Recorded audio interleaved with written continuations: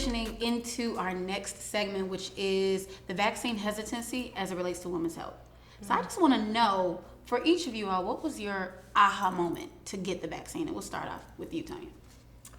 Well, I got the vaccine as soon as I could. As soon as it came out that we were able to get vaccinated, I was trying to find any way to get in. And I don't know if you guys remember how hard it was in the beginning to get vaccinated if you weren't like an older person or didn't have any kind of immunodeficiency or a pre-existing condition. It was really hard. And so for me, it was not only to just, I also have asthma. And when you said you had asthma, like that really, the whole time I was doing this, like when we started volunteering and started doing the food pantries and started doing the COVID testing and all of that, the whole time I just kept thinking like, oh my God, if I get this, if I get COVID, it's going to be terrible for me because I have asthma. And so living with that fear, but still having to work through it, I think just all of that stress piled up on itself. Like once that vaccine came out, I was like, I have to get it. I have to get it for my mental health, but also just to make sure that I'm keeping myself and my kids safe. Yeah. You know, absolutely. Like for me, it was almost a business decision. I just knew that I did not want to get it, and I knew there were things that I wanted to accomplish with my business. I knew it would require traveling, and I just did not have time to get sick, personally. But Lauren, what was your aha moment? Having COVID. Okay. Last July, and I knew the anxiety that I had because I was at my mother's house and everybody was safe, right? But I was the only person that was sick and didn't know it. So having to get my mother tested, who is a breast cancer survivor and who also has onset adult asthma, my little 5-year-old cousin Jabari, and my cousin Tracy, and the 2 neighbors who were in my mother's circle throughout the pandemic, who she knew that was safe to be around. And here we are, and I'm the one that's sick and had no idea, and I'm waiting on everybody to not only be able to get tested, but hearing a negative result. I didn't sleep for a week and a half, and I drove myself crazy. So the fear of spreading it to my loved ones, and then the fear of me getting it again, because I had no idea how I got it in the first place, because I was sheltering in place.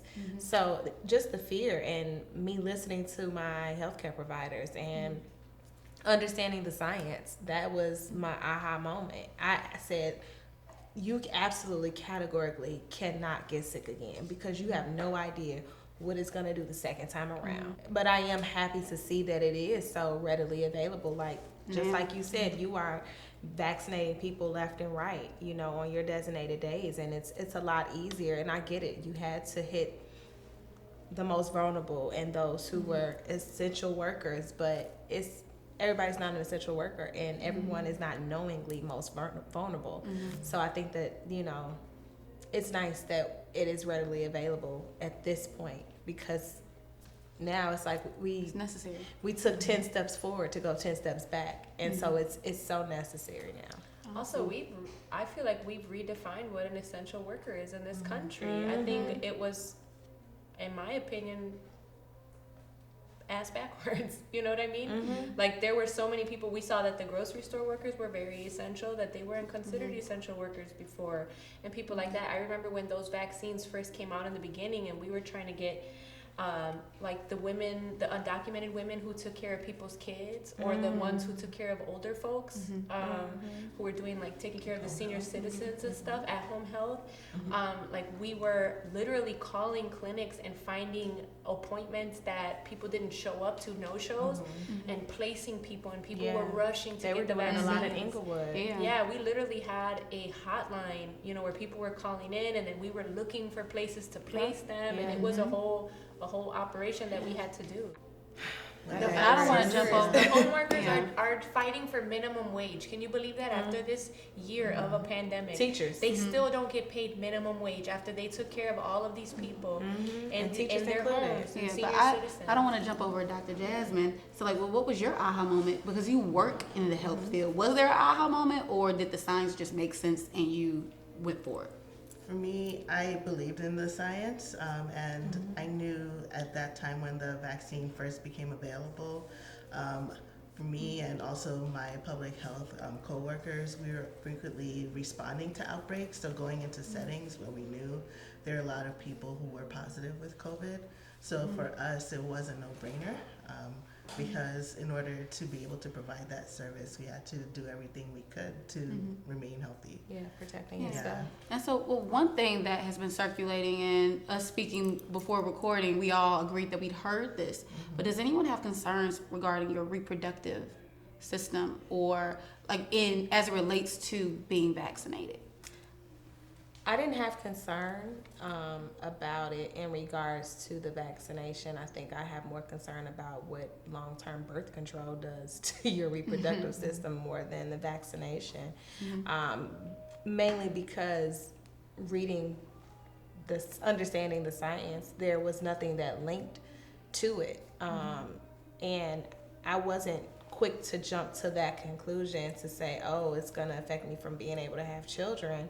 Mainly because there was no data to prove it. And when it was floating around social media and things like that, I started just doing my own basic research to figure it out. And I'm like, but where did it come from and why?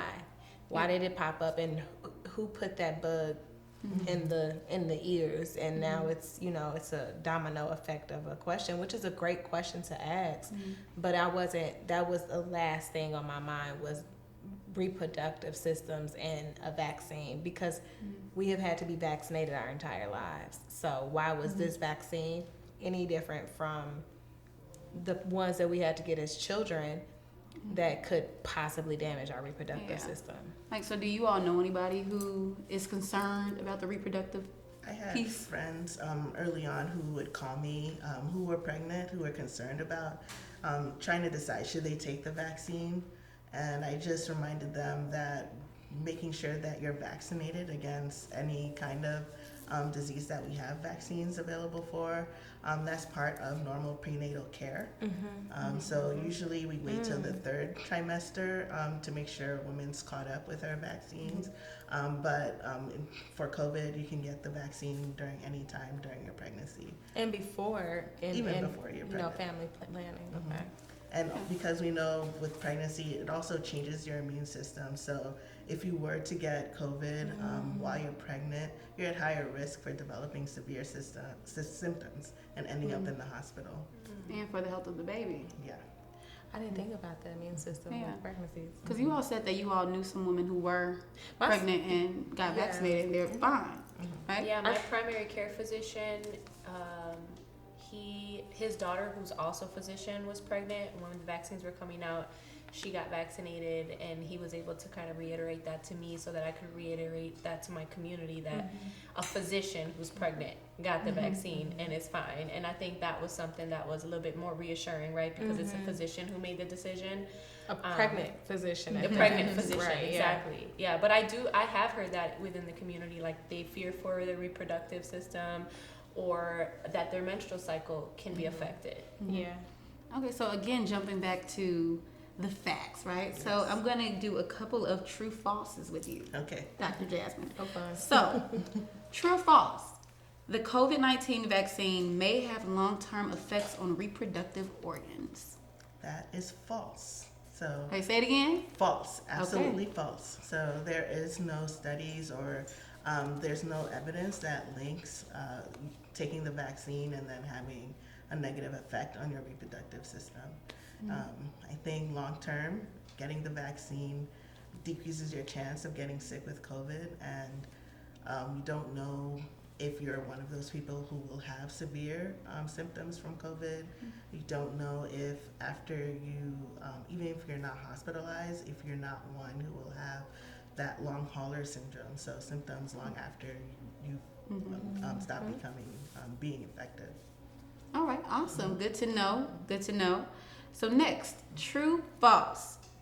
It's best to wait for the release of the booster vaccine to lessen my chances of contracting COVID. Before you receive your first vaccine at all, or? Yeah, let's go with that. Okay. False. So you should receive the vaccine at your first opportunity. So there are 3 vaccines that are approved Two of them require 2 doses.